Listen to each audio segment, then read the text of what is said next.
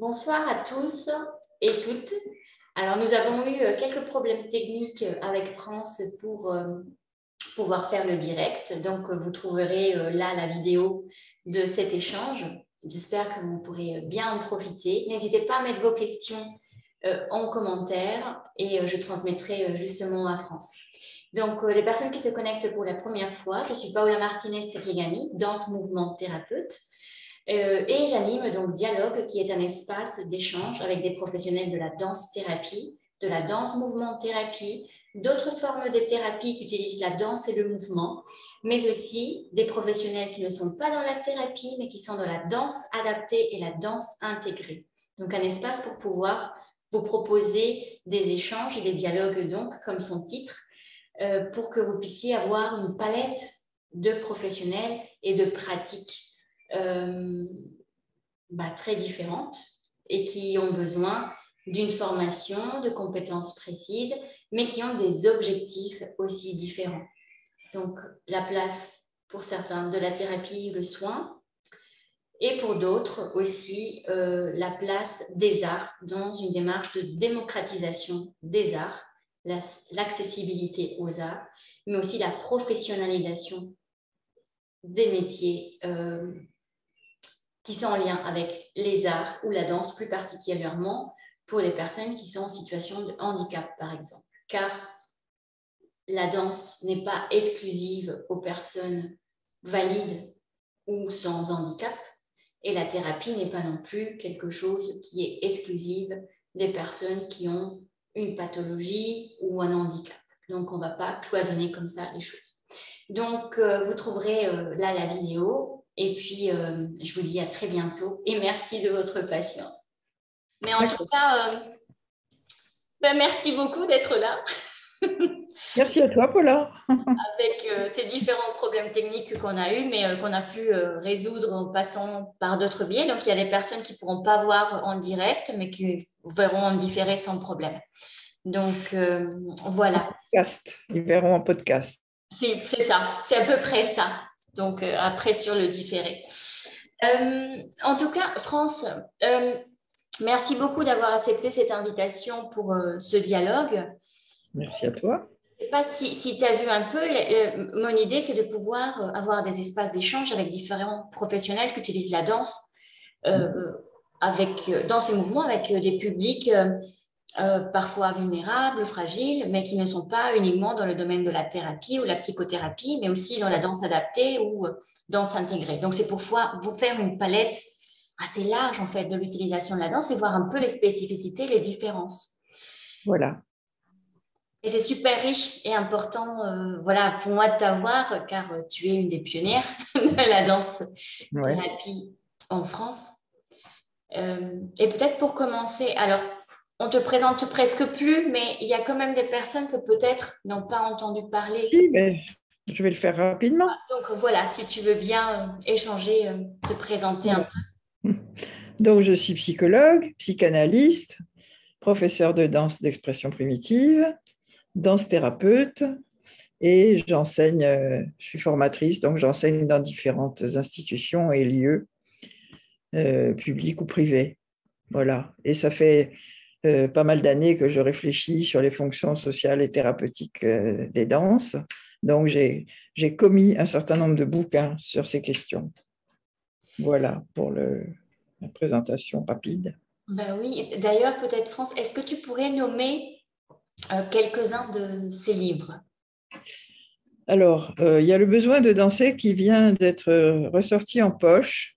Donc, je le mets en premier parce que du coup, il coûte que 8,50 € en librairie. Donc, je pense que ça, c'est bien pour les étudiants. En plus, il est assez grand public pour ceux qui ne sont pas spécialisés en psycho. Et sinon, celui qui a plus la théorie psy, c'est Quand la danse guérit. Alors, Le besoin de danser, c'est chez Odile Jacob. Quand la danse guérit, c'est au courrier du livre. Après, il y en a d'autres qui sont un petit peu moins spécialisés dans danse-thérapie, qui sont plus sur la transe dans d'autres pays ou dans l'Antiquité. Et puis le dernier s'appelle La danse-thérapie rythmée. C'est-à-dire, c'est celui qui explique les principes de la danse rythme-thérapie. Et voilà. Il y a un de tes livres qui a été aussi édité en anglais. Oui, bah c'est Quand la danse guérit, en fait. Oui, mais il est aussi en italien et en grec. Mais bon, Très bien. c'est plutôt l'anglais qui est utile, effectivement, dans ces cas-là. Mais voilà, c'est vrai qu'on n'a pas énormément de sources en français et tu as différents livres publiés qui sont vraiment très intéressants et importants pour justement ces relations avec le rythme, comme tu dis, les dimensions sociales, la groupalité. euh, C'est ça, parce il explique les bases anthropologiques de cette technique, parce que c'est ça qui est peut-être moins connu de l'autre côté de l'Atlantique. Donc, c'était ça l'idée de ce livre en anglais, en fait. donc voilà, plus d'excuses, vous avez le choix entre plusieurs langues pour étudier et lire le texte de France. Et Euh, puis, je peux dire aussi que tu as été mon étudiante il y a un certain temps tout à, à fait. à Paris Descartes. Alors, je ne sais pas si c'est quand je dirigeais encore les arts de la scène dans le DU ou si c'était déjà dans le master. Non, tu étais dans le DU. Tu étais responsable justement de la partie danse-thérapie. Oui, c'est Donc, ça. Art de la scène. ça fait C'était déjà art de la scène. C'était associé au théâtre à l'époque. Voilà. exactement partie. On était Voilà. ensemble sur les cours. Bon, oui, ça fait un moment. N'insistons pas. N'insistons pas. Mais j'ai eu la chance de t'avoir aussi comme prof intervenante à la Schola Cantorum. Ah oui, J'ai fait aussi d'accord. une formation là-bas après le DU Oui, et tu oui. intervenais aussi. Donc, Oui. voilà, j'ai pu suivre tes enseignements au sein de ces différentes formations. Et donc, tu sais déjà tout ce que je vais raconter aujourd'hui, en fait. Pas du tout, parce que tu es une source de savoir, de connaissances et puis surtout de ta méthode qui est euh, bah, particulière dans le sens où c'est pas forcément Oui, oui. quelque chose qu'on Oui, a. oui. C'est pas le courant dominant dans le monde de la danse-thérapie. Exactement. Donc, peut-être, France, je ne sais pas comment tu veux qu'on aborde. Est-ce que tu veux nous parler un petit peu de ton cheminement vers la danse rythme-thérapie? Oui, Est-ce bien que tu veux sûr. nous parler déjà un peu de ce que c'est? En fait, tricote comme tu veux, tu peux tisser. Oui, je vais commencer un peu par mon parcours, parce que c'est comme ça que c'est comme ça que c'est venu, hein. Mhm. C'est au fil des expériences de la vie et des lectures. Donc, bah, je peux dire qu'il y a trois volets qui ont amené à ça. C'est bah, la danse, évidemment, l'anthropologie et la psychanalyse. Et donc, la danse, bah, j'ai commencé toute petite, hein, une espèce de danse classique adaptée pour les enfants. Après, un peu plus grande, avec une professeure allemande. La première, c'était une professeure russe, voilà, très stricte. La deuxième, c'était une professeure allemande qui n'était pas moins stricte, qui se déshabillait jamais, je me rappelle, qui s'asseyait sur son tabouret, tout habillée. Et je me rappelle encore le refrain plié, tendu, relevé, posé, plié, tendu, relevé, posé. Voilà, c'était comme ça. Mais ce qui m'en reste, justement, c'est la partie rythmique. Voilà. Et après, comme j'étais dans un lycée de l'Est de la France, on faisait quelque chose qui ne se faisait pas ailleurs, je crois, qui est d'origine suisse, la méthode d'Alcroze, dans ce qu'on appelait la danse rythmique, qui étaient des mouvements assez simples sur des musiques très entraînantes. Et c'est là peut-être que j'ai eu les premiers plaisirs d'être entraînée par des musiques très rythmées. Et puis ensuite, quand j'étais ado, bah, mes parents m'ont inscrite dans un cours de danse de société. Et là, pareil, la variété des musiques, mais qui toutes sont rythmées, évidemment, puisque c'est fait pour faire danser. Le tango, la valse, le rock, tout ça, voilà, j'adorais. Et puis après, adulte, j'ai fait 5 ans à la Schola, puisque tu parlais tout à l'heure de la Schola, avec Karine Vénère. Et ça c'était dans les années 70 à peu près. Tu vois, ça date. D'accord. Et c'est dans ce cours de Karine Vénère que j'ai pour la première fois entendu parler des cours d'expression primitive avec Ernst Duplan au Centre américain, par un comédien qui suivait aussi ses cours. et qui m'a branché aussi sur des émissions de radio qui en parlaient. Donc, ça parlait surtout d'archétypes, de rythmes primitifs, de vaudou. Et donc, intriguée, je suis allée voir. Au Centre américain, j'ai participé à mon premier cours. Donc, je me rappelle ce qui m'a frappé. C'était d'abord c'était un très grand groupe, parce que c'était les premières années où Ernst Duplan était à Paris, venant des États-Unis. Et il y avait un monde fou, beaucoup de percussionnistes, je me rappelle, une énergie du groupe à l'unisson qui faisait des gestes, des mouvements assez exotiques. Ça dansait, je sais pas, des fauves ou des mouvements premiers. On prenait, on donnait, on fuyait, on courait. Mais tout ça très ritualisé, toujours très, très rythmique et vocalisé, c'est-à-dire accompagné par la voix. Donc lui, il ne mettait pas tellement de mélodie, mais c'était très scandé. Il y avait des hou, des ha qui renforçaient encore le mouvement. Et ce qui m'avait frappé aussi, c'était le fait que c'était des gestes répétitifs. Alors que chez Karine Benner, évidemment, en danse contemporaine, on ne faisait pas tellement ça. Donc, sur le moment, j'ai plutôt été sidérée. J'ai mis un certain temps à rejoindre ce côté comme ça, un peu sauvage, qui me paraissait un peu sauvage. Et pendant au moins 2 ans, j'ai fait les cours en même temps, chez Duplan et chez Karine. D'accord. Voilà, c'est assez différent, évidemment. Et puis après, j'ai continué chez Duplan. Je suis devenue son assistante. Je suis restée son assistante pendant 7 ans. Donc ça nous amène aux années 77, qui est en même temps celui où j'ai fait ma thèse de psycho. Mais je reviendrai après parce que sinon on va s'embrouiller. Donc je préfère séparer les différents courants qui m'ont amené dans ce rythme-thérapie. Et donc 77... c'est là qu'il m'a dit, ah bah oui, tu peux toi aussi enseigner l'expression primitive. Il avait donné à 2 personnes. Et la deuxième personne, je regrette d'ailleurs de l'avoir perdue de vue, elle s'appelle Mireille Vial. Et c'était la compagne du percussionniste et chanteur angolais Bonga à l'époque. Je ne sais pas si ça te dit quelque chose, parce que toi, tu es beaucoup plus jeune. Mais je pense que les gens qui ont connu cette époque, et il était très connu aussi, Bonga. Et je ne pense pas que Mireille soit allée vers la danse-thérapie. Je ne sais même pas si elle a continué l'expression primitive. On s'est perdu de vue. J'aimerais bien la retrouver, si jamais, si jamais quelqu'un la connaît, parce que voilà, elle enseignait l'expression primitive, en tout cas. Elle avait Et le centre américain a fermé, je pense, en 92, quelque chose comme ça. Et Ernst est parti dans le sud. Et moi, j'ai plutôt été à ce moment-là dans des cours à la fac, des charges de cours à la fac. Je crois que j'ai fait à peu près toutes les facs de Paris. J'ai fait Paris 7, Paris 8, Paris 5. Alors, parfois en sciences de l'éducation, parfois en psycho. Et c'était des cours d'expression primitive. Je me rappelle surtout ceux de Paris 8, où on était au moins 80 dans un garage.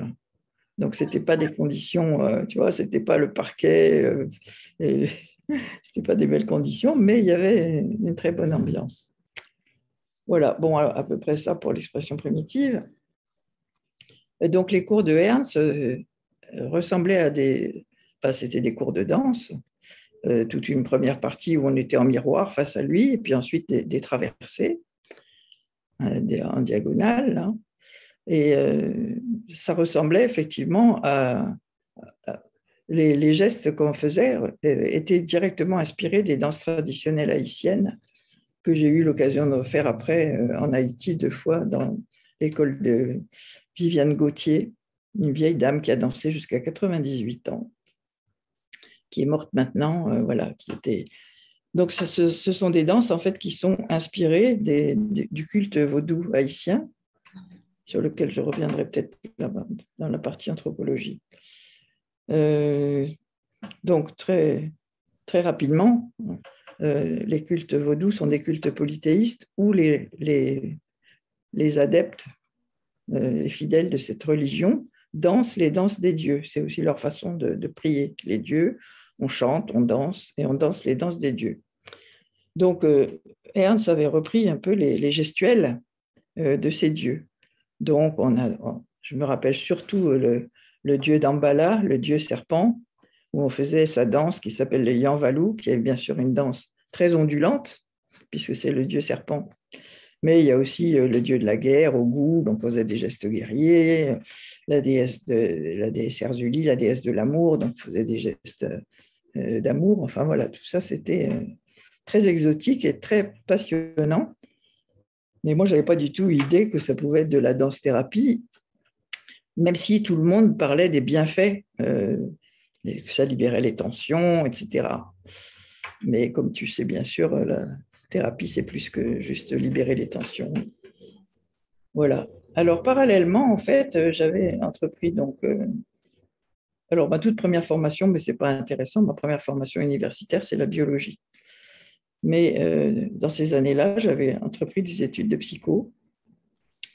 Et en même temps, j'avais découvert à la fac qu'il y avait aussi des cours d'anthropologie. Et ça m'intéressait depuis toujours, l'anthropologie. Donc, j'ai suivi aussi un cursus d'anthropologie à ce moment-là, parallèlement à ces études de psycho. Et dans ces cours d'anthropologie, enfin l'anthropologie en général, d'ailleurs, est très centrée sur les rituels thérapeutiques traditionnels et les phénomènes de transe. Et donc, j'ai commencé vraiment à m'intéresser à ces questions. Donc, quand on fait de l'anthropologie, on comprend que les rituels thérapeutiques traditionnels sont toujours des rituels religieux qui ont en outre une fonction thérapeutique. Donc, évidemment, il n'était pas question d'amener ça tel quel en Occident. Et d'ailleurs, ce n'est pas du tout ce que fait Ernst ne prétendait pas non plus faire du vaudou. Lui aussi, il utilisait ces figures des dieux comme des archétypes. Et il avait une grande préoccupation de l'universel qui lui venait aussi de Catherine Denham, dont il avait suivi les cours et les formations. Et je crois qu'ils avaient même collaboré assez longtemps quand il était à New York. Et donc, c'était vraiment cette idée des archétypes. Mais dans les sociétés qu'étudient les anthropologues, ce sont vraiment des religions thérapeutiques qui se pratiquent par des cultes dansés, dans lesquels les dieux sont incarnés dans des fidèles. On dit qu'ils sont possédés, les fidèles sont possédés par ces dieux. Ça veut dire quoi? Ça veut dire qu'ils sont complètement unis à la divinité, ils sont identifiés à la divinité, et donc ils dansent un peu comme des marionnettes, ils dansent les danses de ces divinités. Mais c'est la divinité qui commande le corps, en fait. C'est ça, la transe, hein, on devient un autre, avec tous les degrés dans la transe, mais là, dans le vaudou, c'est vraiment le moi disparaît au profit de cet autre qui prend la place. Et en psychanalyse, donc le troisième volet, plusieurs psychanalystes se sont intéressés à ces pratiques traditionnelles, tout en étant eux-mêmes, bien sûr, laïcs et scientifiques.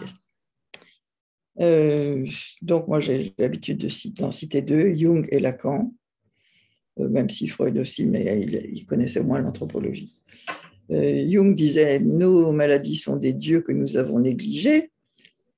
Donc, pour lui, les dieux, évidemment, sont des métaphores. Ça ne veut pas dire que les psychanalystes croient qu'il existe vraiment des divinités. Ils les prennent plutôt comme des supports symboliques, des métaphores de nos pulsions. Donc les dieux, en fait, c'est l'équivalent de nos pulsions. C'est pour ça qu'il y a un dieu de la guerre, une déesse de l'amour, etc.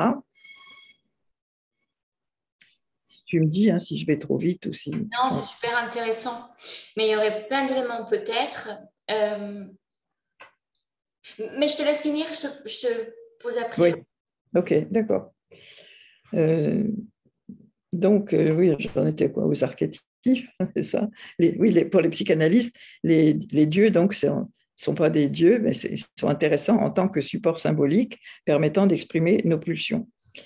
Parce que quand un adepte du vaudou, par exemple, est possédé par le dieu Ogu, qui est le dieu forgeron et guerrier, c'est une possession qui est très, très forte, très guerrière, très virile. Un peu comme, tu vois, comme le haka des Polynésiens, par exemple. Donc, ça permet évidemment d'exprimer sa pulsion agressive. Et on ose y aller parce que, en fait, c'est sous le couvert du Dieu. Donc, on peut transgresser sans être sujet aux foudres du surmoi ou même d'un contrôle de censure qui empêcherait qu'on le fasse. Donc, c'est pour ça que ça a intéressé les psychanalystes. Et Lacan disait, des dieux, il y en avait à l'appel, et il suffisait de trouver le bon pour pouvoir exprimer effectivement son désir inconscient qui ne peut pas sortir autrement parce qu'il serait trop sauvage, trop brut de décoffrage. Quand on passe par le modèle du Dieu, évidemment, ça canalise la pulsion et ça la rend acceptable par le groupe. Non seulement acceptable, et là, j'invoque à ce moment-là Freud et la sublimation, non seulement acceptable, mais belle. Parce que la danse des dieux, ça ne se fait pas comme ça n'importe comment. Les adeptes apprennent à la faire, c'est au cours de l'initiation, et c'est long. Une caractéristique des rituels, c'est qu'il faut que ce soit fait parfaitement pour que ce soit efficace. Si ce n'est pas fait parfaitement, ben voilà, le Dieu n'est pas content. Enfin, eux, c'est comme ça qu'ils l'expliquent. Nous, on l'expliquera autrement par rapport à la dimension artistique. En tout cas, il faut que ce soit bien fait pour que ça ait des effets.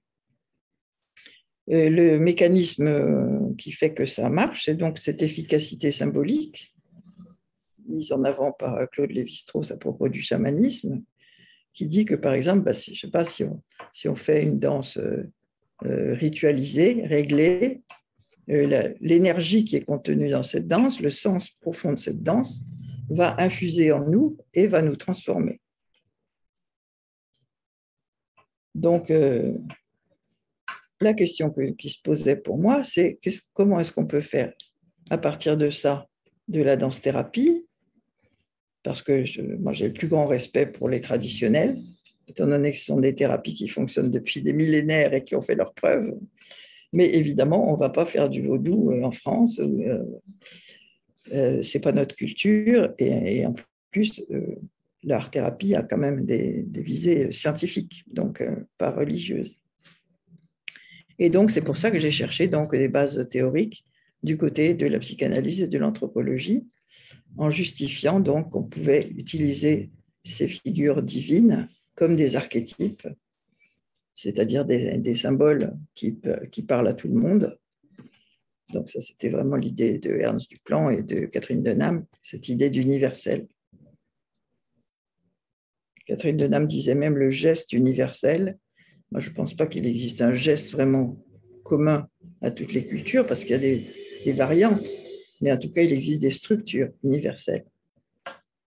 C'est sûr que si on fait un geste comme ça, je ne sais pas si on me voit, personne ne va prendre ça comme un geste d'amour. Si on fait ça, personne ne va prendre ça comme un geste de guerre. Voilà, je simplifie, parce que quand même, on ne va pas y passer toute la nuit, mais voilà, je pense que les principes, c'est ça. Et donc, tu avais des questions là-dessus? Oui, mais justement, tu viens de répondre un petit peu parce que tu parlais des archétypes, donc justement, comment on entend cette notion d'archétype, mais voilà, tu l'as dit comme des symboles, tu cherchais des symboles qui sont universels. Après, tu parlais de Nam sur les structures ou des gestes universels, mais en fait, ce n'est pas les gestes, parce qu'ils changent aussi à niveau culturel, à travers les époques. Et même individuel. Tu parles plutôt de structure universelle, donc quelque chose qu'on peut reconnaître à peu près, qui est un peu partagé.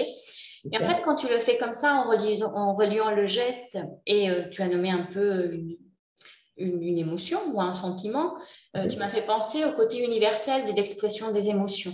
Oui, c'est ça. Que même s'il y a des différences culturelles, il y a quand même des expressions, des émotions et des expressions d'émotions de base qu'on reconnaît comme étant universelles. Tout à fait. D'ailleurs, dans les panthéons polythéistes, il y a toujours à peu près les 7 types de caractères classiques.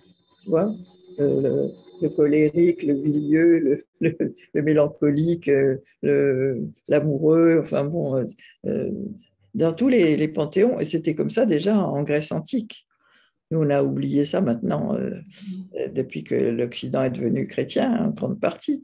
Mais autrefois, dans la civilisation grecque, il y avait 12 dieux qui siégeaient sur l'Olympe, et c'est pareil, il y avait un dieu de la guerre, Mars ou Arès, il y avait la déesse de l'amour, Aphrodite ou Vénus chez les Romains, etc. Donc ça permettait, ce que disait Lacan, c'est comme un espèce de vestiaire de rôle possible. Et dans le cours de Ernst Duplan, il y avait une espèce d'éventail comme ça, où on était un peu tout ça. On avait tantôt des gestes guerriers, tantôt des gestes tendres, tantôt des gestes… Par exemple, la déesse Erzulie, elle est super érotique, une déesse vaudou. Voilà, donc c'est l'idée dans le rituel que j'ai un peu repris comme tel.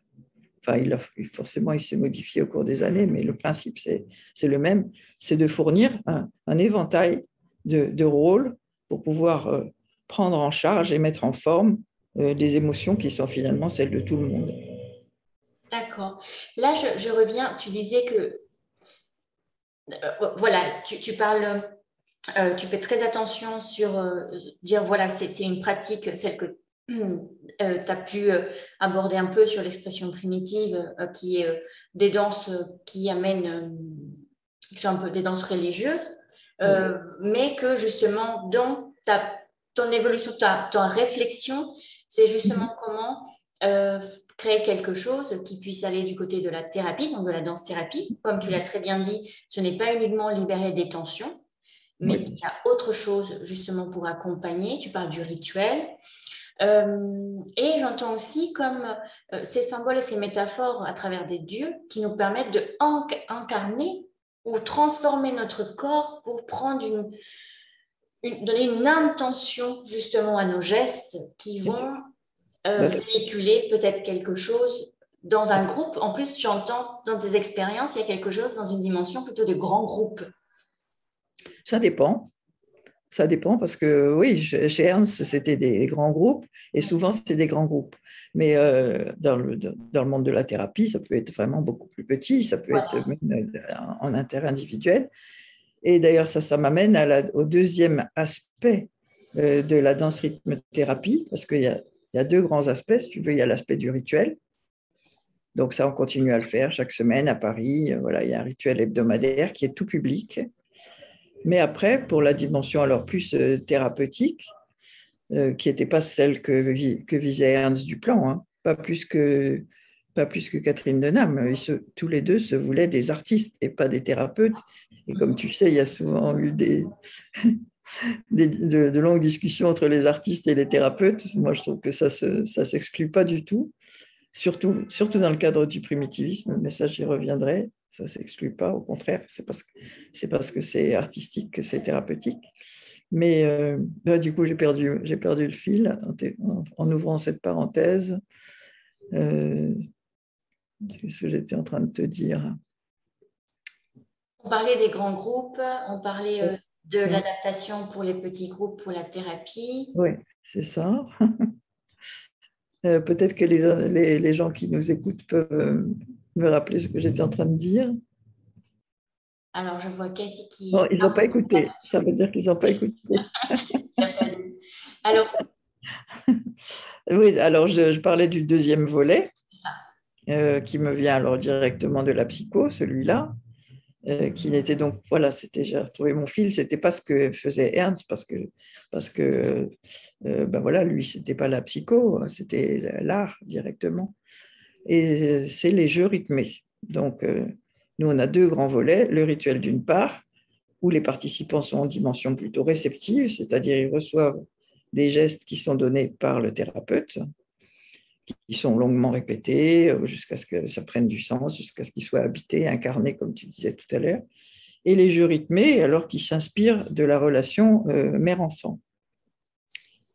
Parce que, comme tu sais toi aussi très bien, on peut faire un parallèle, beaucoup de psy font un parallèle étroit entre le travail de la mère pour conduire son enfant vers l'humanisation et le travail du thérapeute avec son patient. Le point commun, c'est, disons, passer d'un état morcelé, on peut dire, ou désordonné, en tout cas dans le cas du patient, à un état harmonieux où le corps, l'esprit, le cœur, tout ça sont harmonisés et surtout la relation avec l'autre rendue possible. Donc, pour l'enfant, c'est effectivement arriver à se séparer de la mère, à se différencier en tout cas, se différencier d'elle, à comprendre qu'il n'est pas collé à elle. Et donc là, dans ces cas-là, dans ces situations-là, on est vraiment très, très proche de ce que va faire un thérapeute avec une personne psychotique. C'est-à-dire qu'il faut arriver à l'individuer, donc déjà à ce qu'elle se différencie de son état fusionnel, où on est confondu avec l'autre, comme le bébé confondu avec la mère au début. Et donc tout ce travail, ça va être de apprendre à se différencier. Alors, je voudrais préciser quand même, parce que quand on dit différencier de la mère, les gens, souvent, je vois les étudiants, ils disent, mais enfin bon, quand on a 25 ans, on est différencié. Mais différencier de la mère, ça veut dire qu'on on se différencie, on s'autonomise de notre condition initiale, de l'état de nature, on peut dire, où on est confondu justement avec ses émotions, avec son imaginaire, et c'est apprendre à faire des distinctions. Donc, se distinguer de l'autre, c'est aussi commencer à créer des distinctions à l'intérieur de soi. Et là, je me suis rendu compte de l'importance du rythme. Et j'ai dédié mon livre Le besoin de danser à mes petits-fils parce que j'ai beaucoup observé les jeux mère-enfant sur ma fille quand elle jouait avec eux. Parce que je pense que quand on est mère, on est trop occupé ou trop angoissé, je ne sais pas, pour vraiment saisir comme du dehors ce qu'on est en train de faire avec son enfant, alors qu'en réalité, on fait des choses qui viennent de très très loin. Qu'est-ce qu'on fait? On les berce, on les balance, on fait des jeux d'imitation, d'appel-réponse, qui sont en fait la transposition dans le monde de la culture du tout premier vécu archaïque du fœtus quand il est dans le ventre de la mère, où il est impulsé, on peut dire, enfin, il reçoit la pulsation du battement du cœur sur son corps, dans son corps, et il est balancé par le souffle respiratoire de la mère. Donc, c'est vraiment les deux structures élémentaires du rythme, c'est ce qu'on appelle les rythmes primitifs, ou premiers, parce que c'est le rythme vital, et il est tout premier dans notre histoire humaine. Et le génie des mères, ça a été de s'appuyer sur ces rythmes qui sont vraiment imprimés dans le corps de l'enfant, puisque pendant 9 mois, il a été vraiment traversé, on peut dire, par ces rythmes, traversé, impulsé, bercé, etc., et de les réutiliser après dans la culture humaine pour amener l'enfant à ces opérations dont on parlait tout à l'heure, la différenciation, l'autonomisation, l'individuation, pour après être capable de s'exprimer en relation avec d'autres. Alors, je m'explique. Un enfant, à la naissance, il est encore dans cet état de nature, on peut dire, même si on sait maintenant qu'il y a aussi déjà de la relation pendant la gestation. Mais pour lui, les rythmes ne sont pas encore vraiment signifiants de l'autre. Le premier geste que fait la mère, si l'accouchement n'a pas été trop médicalisé, c'est de mettre l'enfant contre son cœur. Et là, il est de nouveau en contact avec ce battement vital. Et il y a eu des expériences faites, dont je pourrais donner la bibliographie tout à l'heure, qui montrent l'importance pour l'enfant de se retrouver avec ce battement du cœur qui relance sa pulsion de vie. Ça, c'est justement le travail de la mère.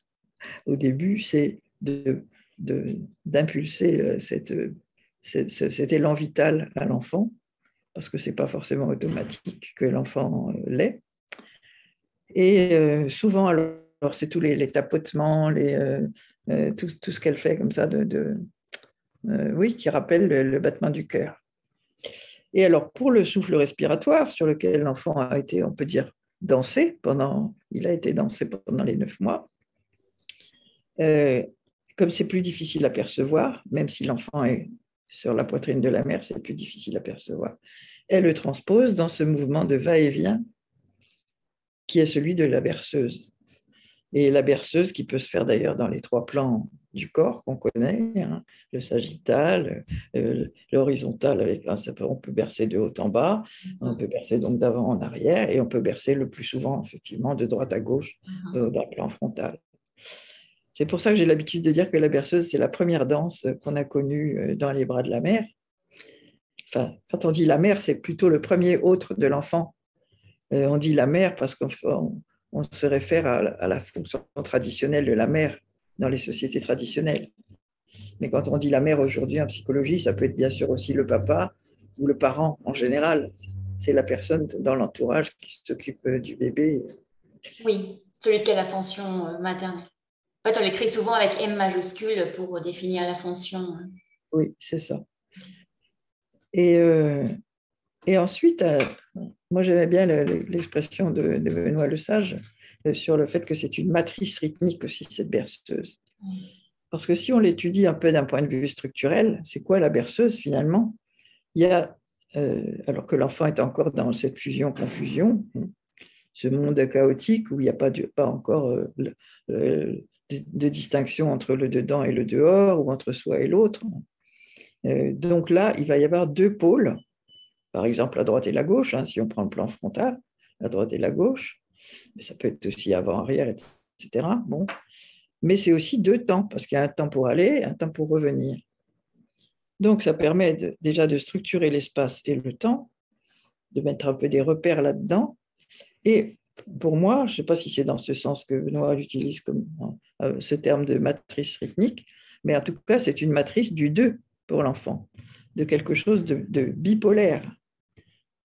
Donc ces 2 pôles vont être occupés par plein de choses, par plein d'opposés, donc le haut, le bas, la droite, la gauche, etc. Donc des catégories déjà fondamentales pour mettre en ordre plus tard sa pensée, mais aussi surtout pour distinguer l'autre et soi.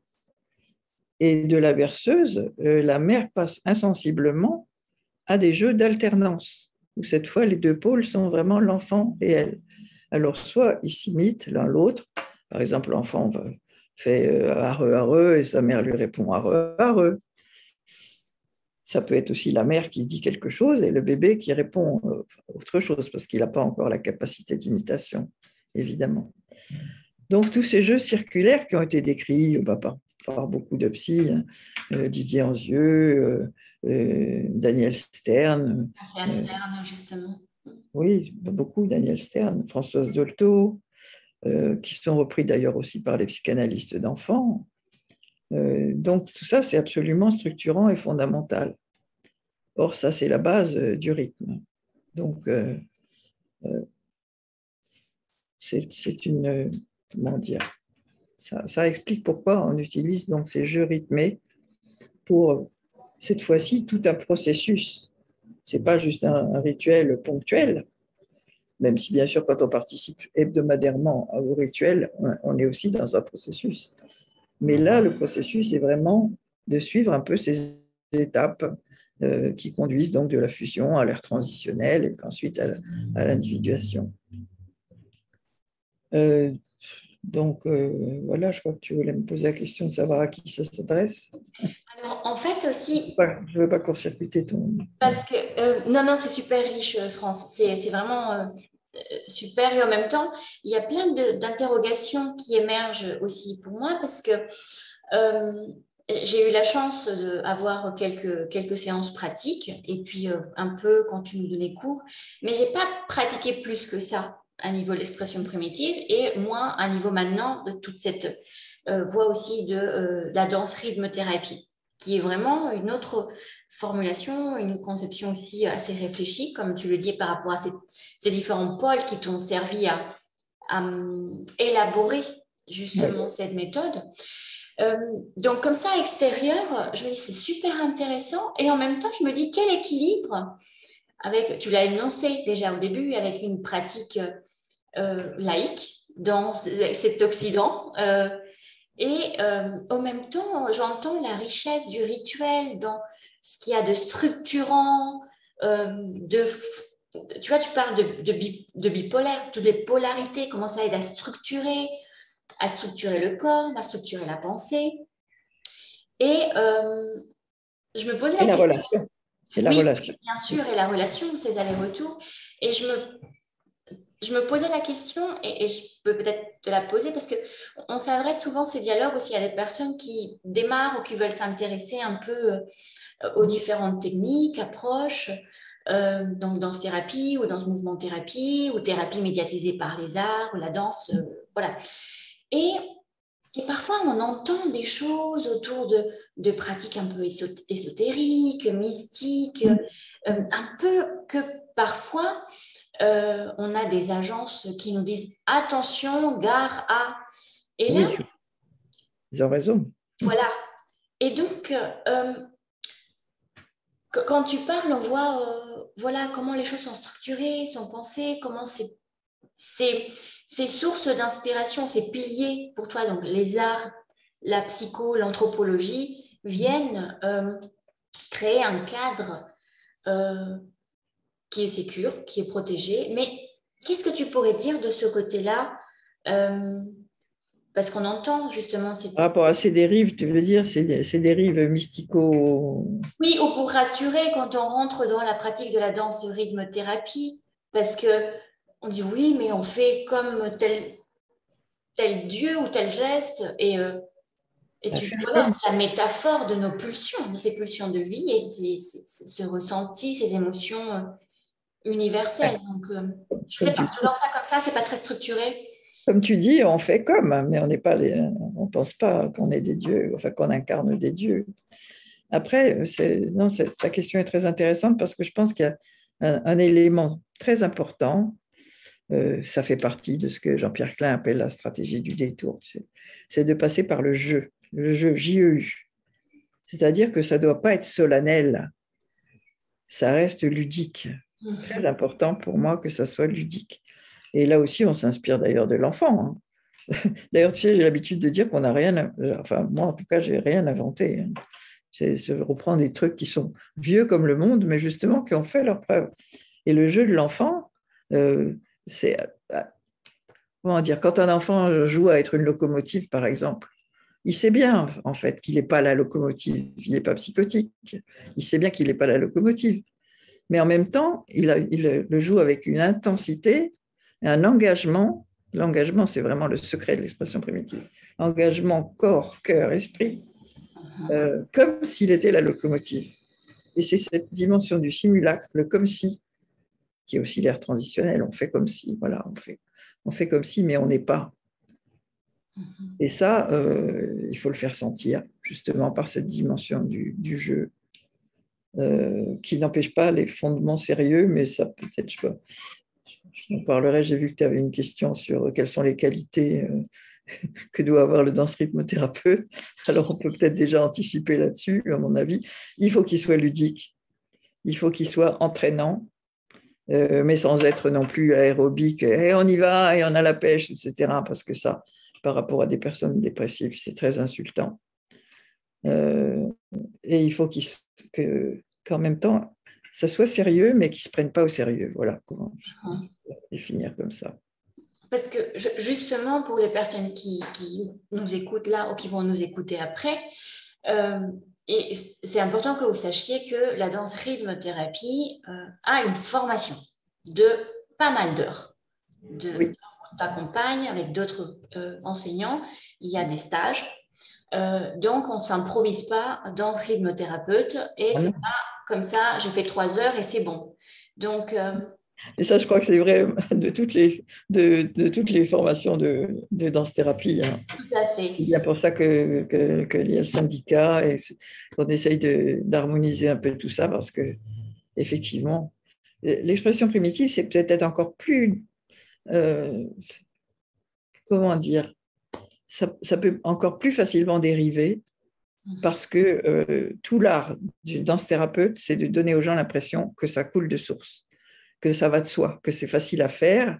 Et ça doit être facile à faire pour les participants. Ça ne veut pas dire que c'est facile à animer. Parce que pour arriver à la simplicité, justement, et pour donner cette impression de facilité aux participants, il faut que la voix, que les changements de rythme, que tout le cadre soit extrêmement précis. Et ça prend du temps d'arriver à la simplicité. Comme disait Picasso, ça prend du temps. Et, il faut pas mal d'heures. Et puis, il faut effectivement une formation de psy. Il faut avoir fait un travail sur soi. Me paraît évident.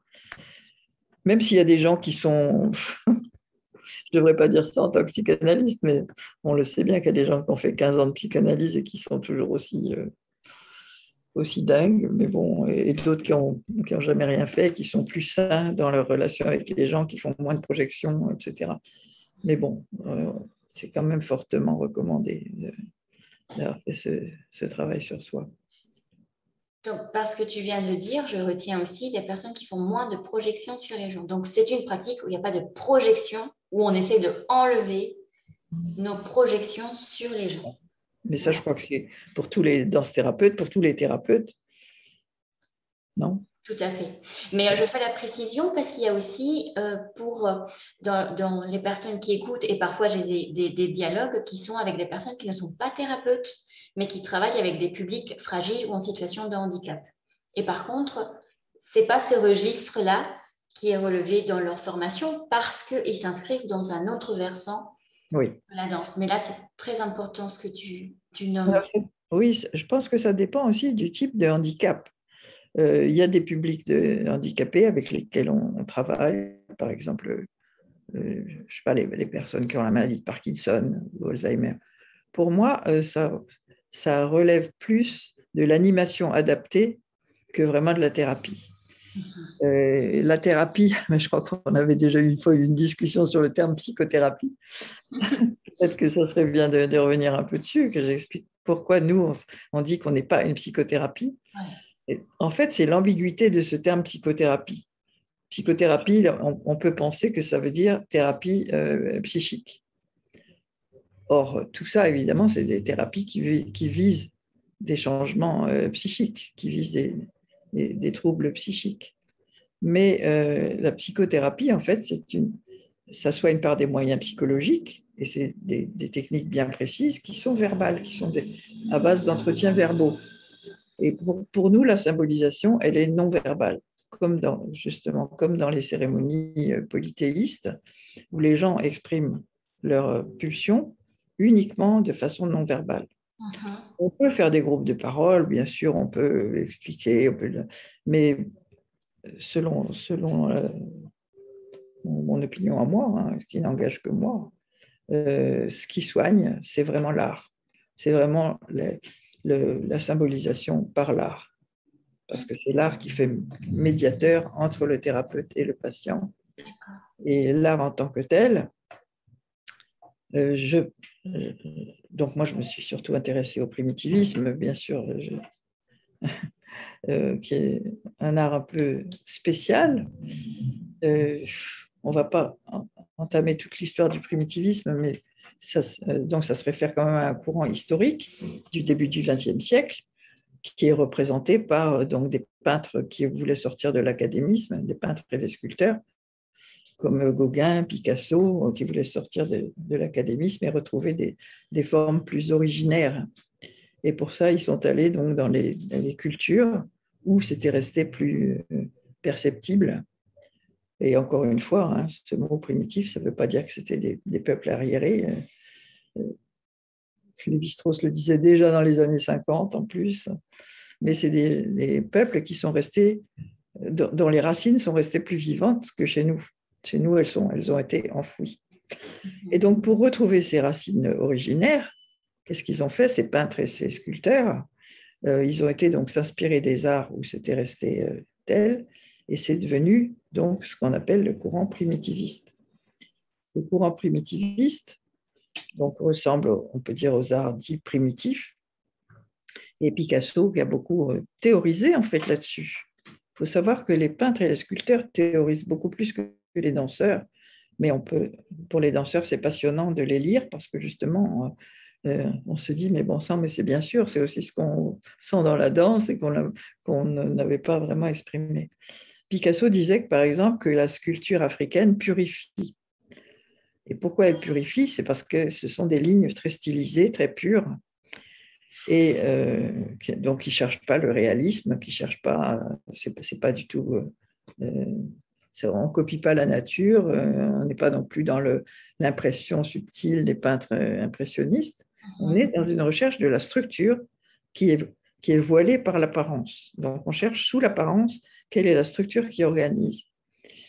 Et le geste répétitif, il y a deux façons de faire le geste répétitif. Soit on répète tout le temps la même chose et puis on s'ennuie, soit on se rend compte que chaque fois on peut aller un peu plus loin, un peu plus loin, un peu plus loin. Et à ce moment-là, on stylise le geste. Et donc, en fait, en stylisant le geste, on purifie aussi son expression à soi. Et là, on rejoint complètement la catharsis de Freud. Dans les sociétés traditionnelles, ça s'appelle l'exorcisme, c'est-à-dire on expurge en fait nos pulsions de leur aspect négatif, c'est-à-dire désordonné, chaotique, narcissique, tout ce qu'on veut. Enfin, et on le rend peu à peu plus essentiel, plus pur. Et donc, pour moi, là, l'art, il fait vraiment partie, parce que l'expression primitive, si c'est mal fait, honnêtement, ça peut ressembler à du club méditerranéen. Voilà. Et on y va, et on fait des petits lapins et des petits machins.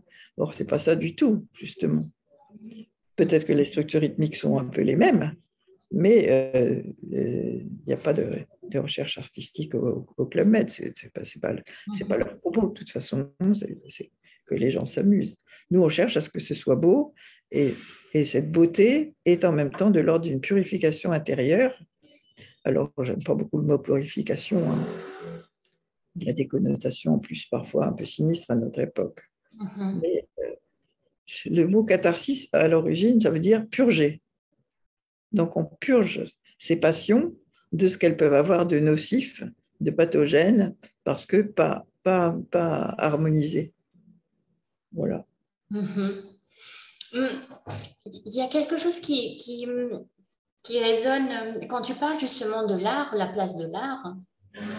C'est l'art qui soigne, qui est là.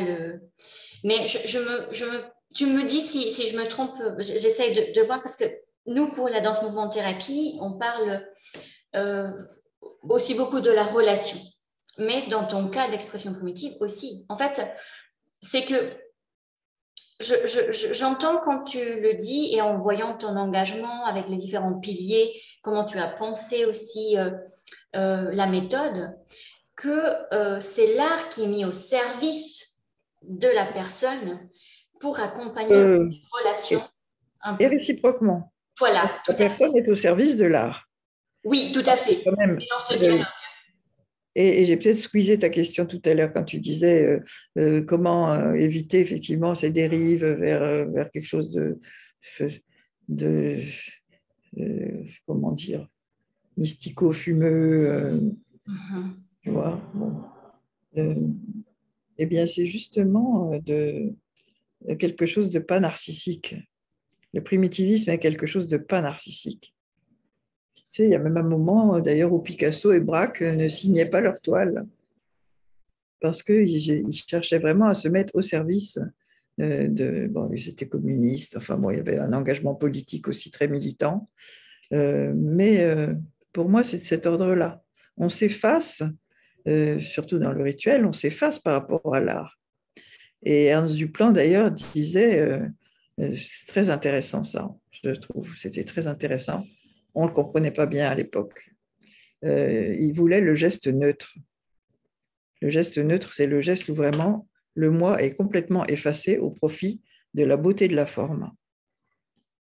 Alors, je pense qu'on ne peut pas aller vraiment jusque-là en thérapie, parce qu'en même temps, on cherche quand même aussi à ce que les gens gardent leur personnalité, et on va arriver aussi à la fameuse créativité, bien sûr. La créativité où chacun quand même peut aussi inventer des choses, pas juste les recevoir et les habiter, les interpréter, mais aussi en créer.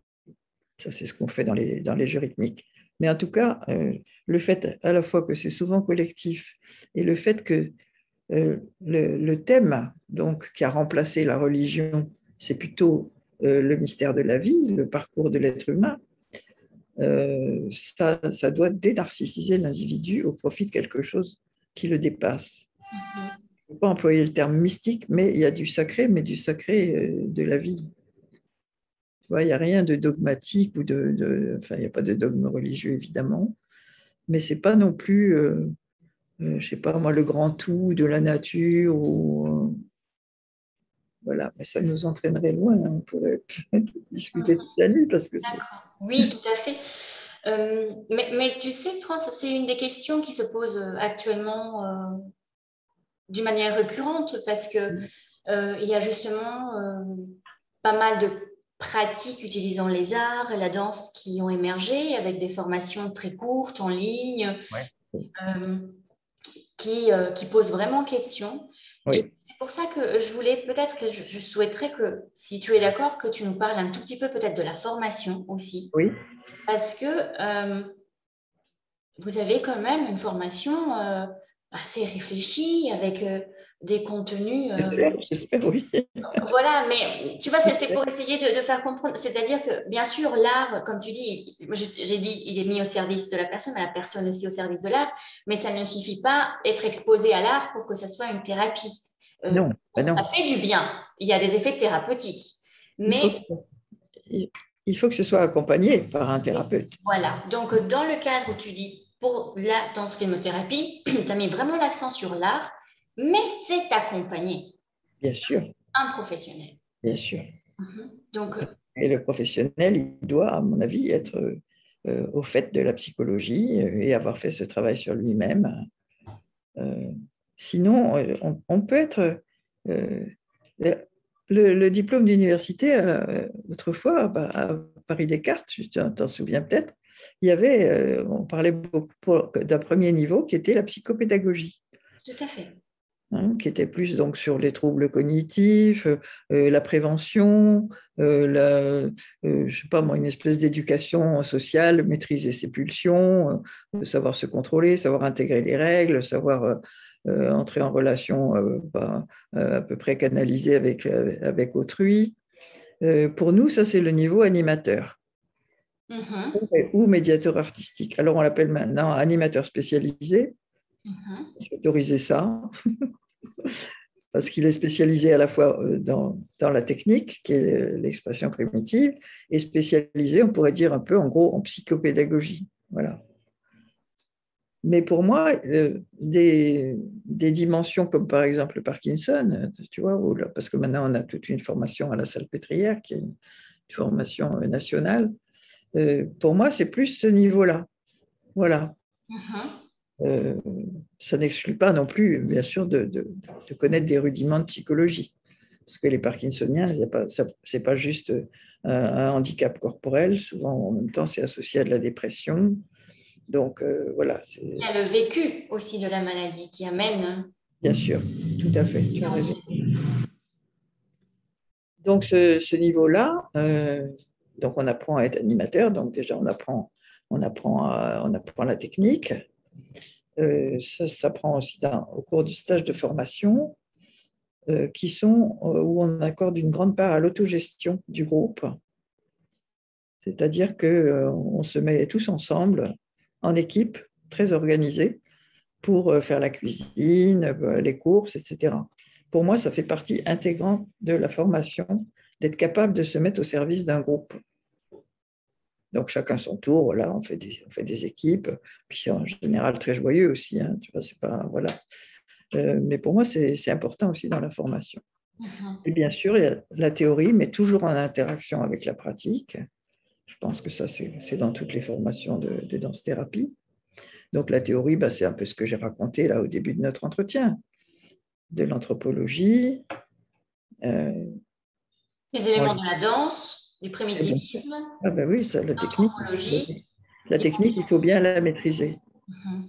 Et il y a un examen à la fin qui consiste à animer un rituel, parce que quand on anime le rituel, bah, ça nous montre qu'on sait utiliser des symboles, qu'on sait les mettre sur les structures rythmiques essentielles, qu'on sait choisir ces symboles de façon assez intelligente pour que, comme je te disais tout à l'heure, qu'il y ait un éventail d'émotions pouvant être mises en forme de cette façon. Il faut des qualités de gaieté et d'entraînement animateur, ça veut dire mettre de l'âme quand même. Donc, on n'arrive pas justement en disant « Oh, je suis fatiguée aujourd'hui », parce que j'ai déjà vu des profs de danse faire ça, hein. Pas des thérapeutes, mais oh là là, qu'est-ce que je serais mieux dans mon lit ce soir, pas des trucs comme ça, non, non. Quand tu dis ça, je comprends mieux aussi comment vous faites les équipes, vous organisez les tours pour faire la cuisine. Tu dis se mettre au service du groupe. Et là, je fais tout de suite la relation de, bien sûr, l'animateur qui va pouvoir proposer justement ces images, ces symboles d'une manière pertinente, qui est au service du groupe. Bien sûr. Donc, Ça, c'est très important. le lien avec ce que tu disais avant. Non, mais tu as tout à fait raison. C'est très important, hein. On ne met pas le groupe à son service. Et là, tu sais bien, hein, que dans l'art-thérapie, il y a quand même un certain nombre de personnes qui sont des artistes ratés, qui n'ont pas vraiment travaillé on en a eu, nous, dans les formations. Voilà. On a eu des gens de très, très haut niveau en danse, par exemple, et qui venaient plutôt pour eux, pour se faire du bien, parce que ça permet de lâcher prise, l'expression primitive, il y a cet effet de transe, voilà, qui est tout à fait agréable. Et quand on a l'habitude d'être serré sur de la technique comme ça, on peut davantage lâcher. Mais qui se sont enfuis dès qu'ils ont eu à faire un stage auprès de patients. Ça, on en a eu plusieurs cas. Mais c'est pour Donc, le groupe n'est pas là ni pour nous admirer, ni pour nous consoler. Par exemple, dans les examens, nous, on est très, très, très strict sur le fait que celui qui passe son examen ne doit pas commencer en disant « Ah, je suis stressé, soutenez-moi ». Non, le groupe n'est pas là pour ça, hein. Tout à fait. Ouais, c'est Donc, il y a une éthique, bien sûr, du danse thérapeute. Qui rejoint justement ce que tu dis, cette dimension du thérapeute. Et quand tu dis, voilà, c'est important qu'il soit au fait des dimensions psychologiques, ce travail sur soi, on voit justement ça. Bien sûr. D'accord. Donc ça, tu as ce niveau donc, plutôt de psychopédagogie avec l'animateur spécialisé. Et après, tu as des modules aussi, tu as un autre cursus plus... Alors après, il faut déjà être passé par celui-là pour être danse thérapeute. Et après, effectivement, il faut faire des stages alors plus spécialisés, plus approfondis en psy, plus approfondis dans les choses qui me paraissent importantes pour un danse thérapeute. On insiste beaucoup justement sur l'éthique. Oui. On a créé une charte, voilà, qui insiste sur ces dimensions éthiques. Ne pas faire d'interprétation, être au service des patients, bon, enfin, tout ce qu'on disait là. France, à qui s'adresse la danse rythmothérapie? Moi, je me disais à qui s'adresse cette pratique, pour quels patients? Et d'ailleurs, je mettais juste à côté, est-ce que tu parles de patients? Est-ce que vous parlez de patients ou pas? Ça dépend des groupes. C'est sûr qu'à l'hôpital, avec les personnes qui ont la maladie de Parkinson, ce sont des patients. Ils ont l'habitude de... Même si, comme ça, on dit, allez, les danseurs, voilà, on démarre, allez, les danseurs, mettez-vous... voilà, tu vois, mais ça dépend, oui, dans les hôpitaux, c'est quand même des patients. Ils seraient étonnés qu'on en parle autrement. Mais bien sûr, c'est quand même toujours des individus. Et je trouve vraiment, une des qualités des danses thérapeutes, c'est d'être émerveillé, de s'émerveiller. Parce que vraiment, les gens, quand ils reçoivent le rythme, c'est tellement merveilleux. Moi, j'ai toujours l'impression que c'est plutôt le rythme qui les cherche, mais le moment où ils les trouvent, le moment où ils se trouvent, où la personne peut vraiment accrocher ses vécus intérieurs sur le rythme, c'est tellement beau que, je ne sais pas, ça ne viendrait pas à l'idée à ce moment-là de commencer à faire des diagnostics, ou je ne sais pas, de les juger, voilà, donc c'est des patients, mais des patients merveilleux, je ne sais pas comment dire. On a tout un travail sur les postures, les stops, comme ça, où on reste en posture, ou des déplacements, c'est la statue en marche, où vraiment, même les patients les plus abîmés deviennent beaux, quoi. Parce que vrai, alors c'est quoi la beauté? Bien sûr, en art, c'est aussi être vrai, être soi, mais transfiguré, voilà. mais quand même être soi. Donc, c'est une pratique, une méthode qui peut accompagner toute personne d'une Oui, manière adaptée, ajustée, avec tout ce à savoir-faire, ce savoir-être du tout danse-rythme thérapeute. à fait. Il y a pas de contre-indication. Il pourrait y avoir, je sais pas, peut-être des contre-indications physiques, et encore même pas, parce qu'on peut faire évidemment, même aussi avec des personnes qui sont allongées, qui sont grabataires quasiment. Oui, même pas quasiment, des personnes grabataires, des personnes, parce que on reprend ces structures rythmiques mère-enfant. Et par exemple, je sais pas, avec des enfants autistes, on va commencer. Mais je crois que là, toutes les formes de danse-thérapie se rejoignent. On va commencer par des balancements, des choses très, très douces. Dans le rituel, on a le tambour, mais on ne met pas toujours le tambour. Évidemment, on ne va pas dans les chambres avec les tambours, hein. Mhm. On reprend ces rythmes vraiment comme la mère avec l'enfant, hein, en les chantant, en les balançant. Je vais reprendre le mot que tu as dit, mais tu parlais de l'UNAM, mais de cette idée de structure universelle. Oui, Donc, de revenir à ce qui est ce partagé, rythme premier du battement du cœur et du balancement, c'est de ce va-et-vient, cette oscillation, c'est swaying en anglais, on a eu du mal à le traduire, hein. Pareil, c'est swaying, qui est en même temps une structure relationnelle, donc qui va de soi à l'autre, de l'autre à soi. Donc, pour moi, ça c'est absolument universel. Enfin, c'est même pas, je dis pour moi, c'est ridicule de dire pour moi. Euh, tous les psychologues seront d'accord là-dessus. Tu trouves ça, alors ça peut être sur des 2 temps, sur des 3 temps, on s'en fiche. L'important, c'est ce mouvement d'aller-retour. d'aller-retour. Mhm.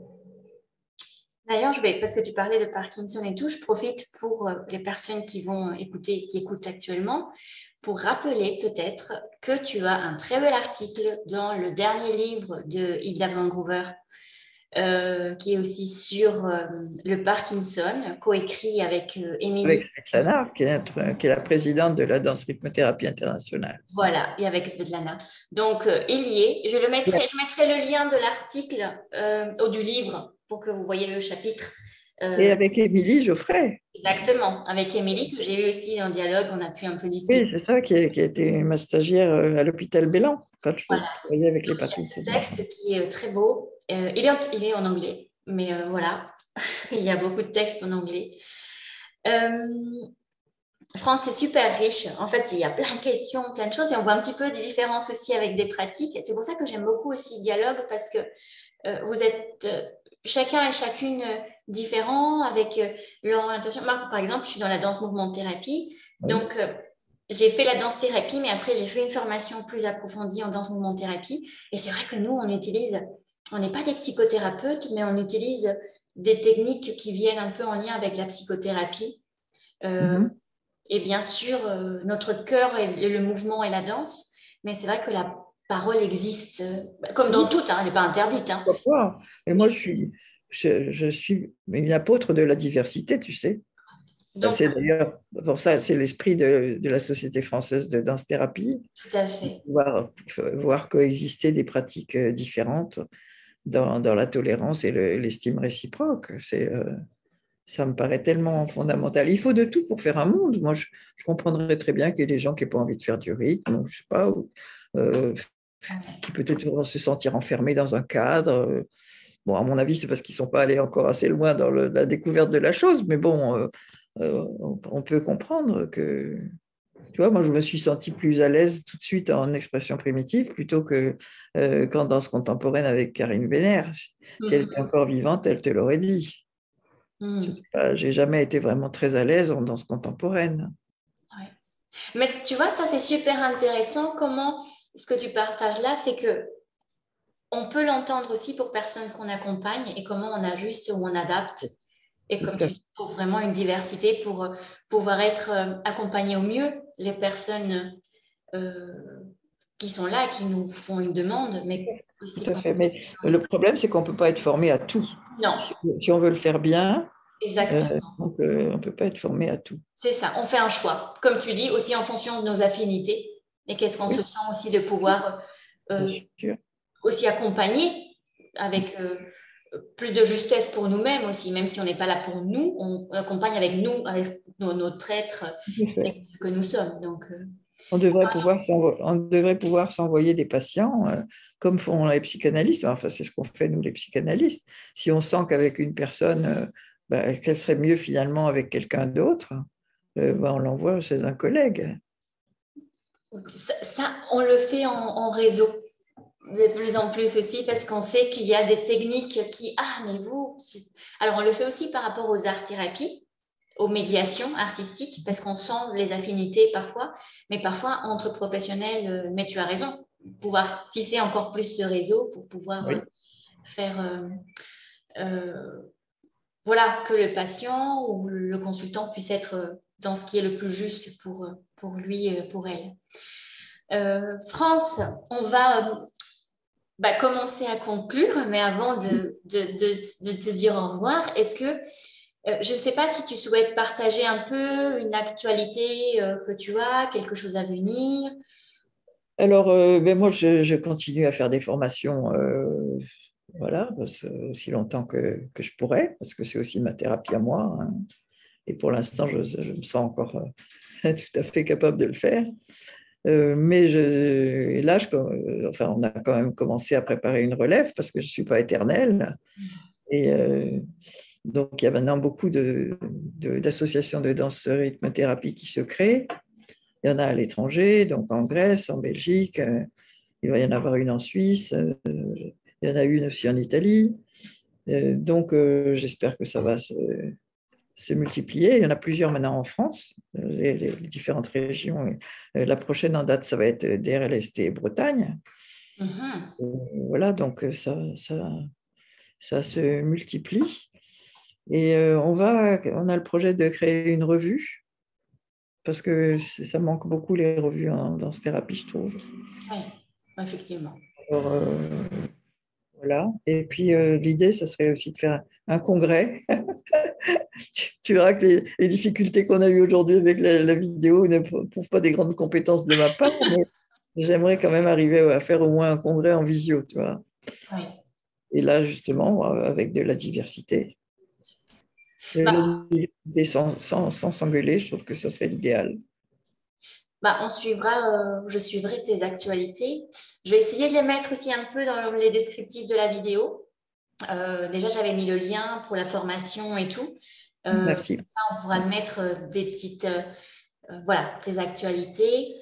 Et comment tu souhaites finir ce dialogue? Qu'est-ce que tu souhaites dire aux personnes qui vont t'écouter, les personnes qui t'écoutent là à l'instant? Eh bien, que la danse, c'est quelque chose de merveilleux et que, voilà, qu'elles sont les bienvenues si elles veulent venir, bien sûr, aux séances du jeudi. Et pour partager un peu cette joie du rythme, cette convivialité. Et puis que, je ne sais pas, qu'est-ce que je pourrais leur dire? On n'en termine jamais avec la recherche parce que c'est très exaltant, en fait. Et de s'apercevoir qu'il y a tellement de gens d'horizons si divers qui ont réfléchi, par exemple, sur le rythme. Sans... Moi, ça fait quand même 50 ans que je réfléchis sur le rythme. Et j'ai trouvé quelques pistes pour expliquer ces effets miraculeux, parce que je trouve que c'est de l'ordre du miracle. Quelquefois, on voit les gens changer tellement vite. C'est impressionnant. Donc, j'ai trouvé quelques pistes du côté de la psychologie, du côté, tu vois. Mais il faut savoir qu'on soignait par le rythme bien avant que la psychologie existe. Et ça reste un territoire très, très vaste à explorer. Et c'est pas fini, mais la recherche, c'est passionnant. Et heureusement qu'il reste des questions pas résolues, parce que c'est ça qui donne envie de continuer à vivre aussi. Super.